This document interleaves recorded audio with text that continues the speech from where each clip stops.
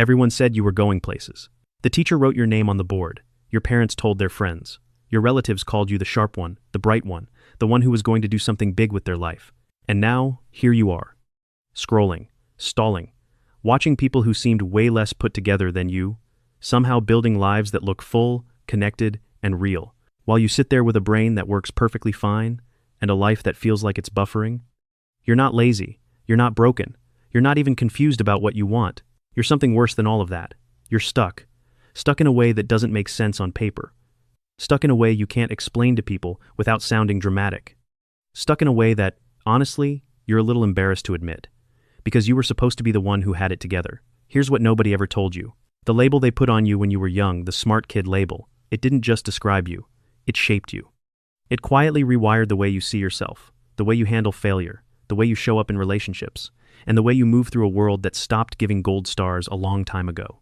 And until you understand what that label actually did to you, you'll keep feeling like something is wrong with you.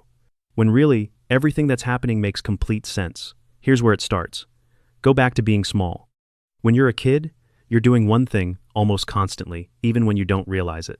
You're figuring out what makes the adults around you smile, what makes them proud, what makes them look at you like you matter. For some kids, that thing is being funny. For others, it's being helpful, or kind, or athletic. But for you, the thing that lit up the room was being smart, getting the answer right, understanding things quickly, saying something that made a grown-up stop and go, "Did you just hear what this kid said?" And so, your brain, being the incredible learning machine that it is, made a note. It filed that information away in the most important folder it has, the survival folder, the one that says, "This is how I stay safe. This is how I stay loved. This is how I matter." Smart equals love. Smart equals safety. Smart equals worth. That equation felt true at 8 years old. It felt true at 12, maybe even at 16. But somewhere after that, without anyone announcing it, the rules of the world changed. Life stopped being a classroom. It stopped rewarding the fastest answer. It stopped giving you a grade you could point to and say, "See, I'm fine. I'm good. I'm still the one who gets it." But your brain? It never got that update. It's still running the same program, the same equation, and that's exactly where everything starts to fall apart. Let's be really clear about what you were actually being praised for when you were young. It wasn't effort. It wasn't resilience. It wasn't the willingness to try something scary and push through even when it was hard. It was effortlessness. It was ease. It was making it look like nothing. You got the gold star, not for grinding through something difficult, but for breezing through it.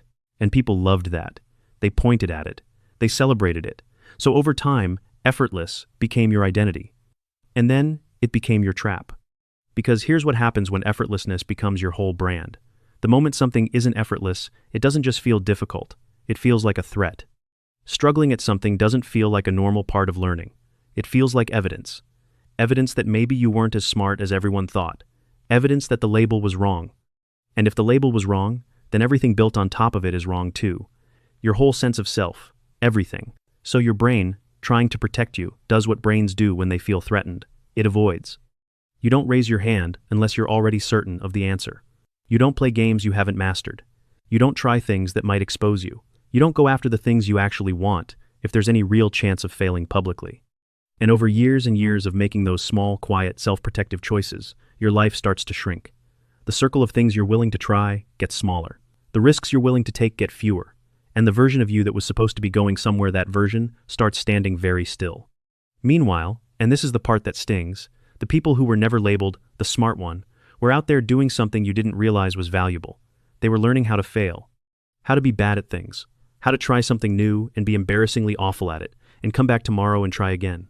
They were building something real inside of themselves, the muscle of resilience, and you were protecting something that was quietly rotting, a reputation you built when you were 10. Here's where it gets harder to talk about. Because this part isn't about work or ambition or success.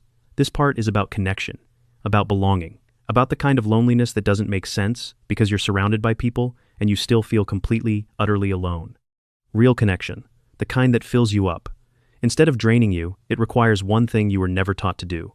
It requires showing up incomplete, uncertain, not fully figured out. It requires letting someone see you without the performance. But you trained yourself over years and years to never let anyone see that. Every conversation became a stage. Every interaction became something to manage. You learned to be interesting, articulate, and in control. and people found you impressive. Which sounds like a win, but here's what actually happened. While people were admiring the performance, nobody was getting close to the performer.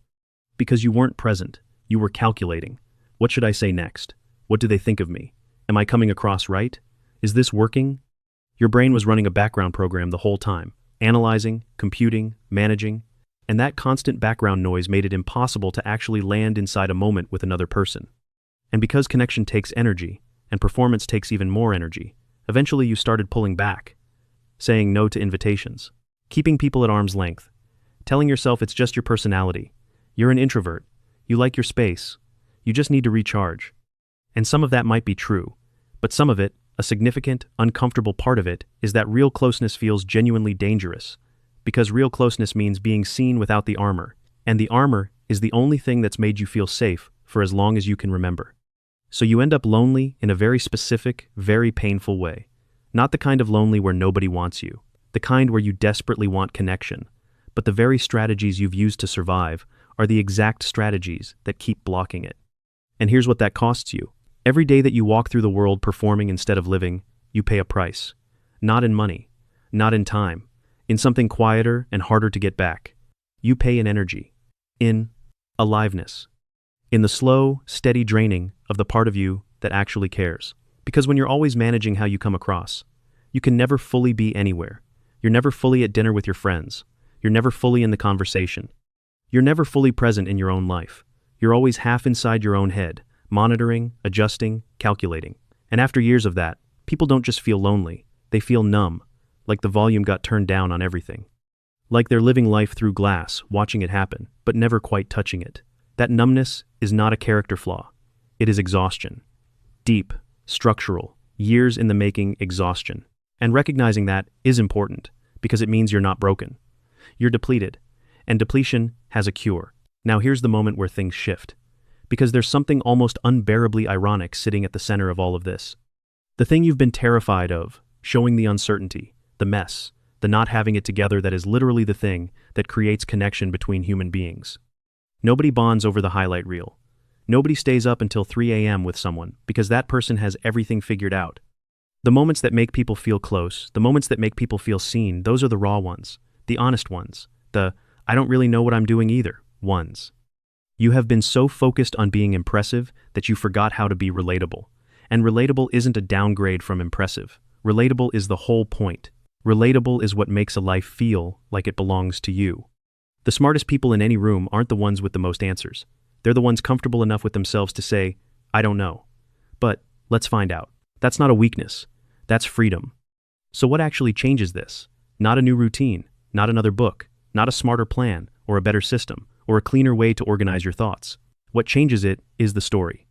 The story that's been running in the background, quietly, for most of your life. The one that says your value lives inside your brain. That says struggle means failure. That says uncertainty means something is broken. That says if people saw the real you, the lost, unsure, still figuring it out version, they'd leave. That story was written by a child trying to survive a world they didn't fully understand. It made sense then. It doesn't fit anymore, and you are allowed to write a different one. The new story doesn't say you're not smart. It says smart is not your whole identity. It says you are a full, complicated, works-in-progress kind of human being, and that is not a problem to solve. That's just what being alive looks like. Now, the second shift is practical, and smaller than you'd think. Try something you're not good at, on purpose. Not to master it, not to turn it into an achievement, just to practice what it feels like to be a beginner. To sit in the discomfort of not knowing. To remind your nervous system that trying and failing is survivable, more than survivable. It's actually where all the most important growth happens. Pick something low stakes. Cook something that might burn. Run slowly and let people see you. Draw something bad and share it anyway. Learn 3 chords on a guitar and be terrible at it and keep going. Because every single time you survive the awkward, uncomfortable, ego-bruising experience of being a beginner at something, the cage gets a little wider. The equation that says effortless equals worth loses a little of its power, and slowly, the version of you that was hiding behind the performance starts to take up space in the real world. That version has been there the whole time, waiting, patient, a little tired of being invisible. You were the smart one. That was always true, but smart was never meant to carry your entire identity. It was just the first thing they noticed, the first label that stuck.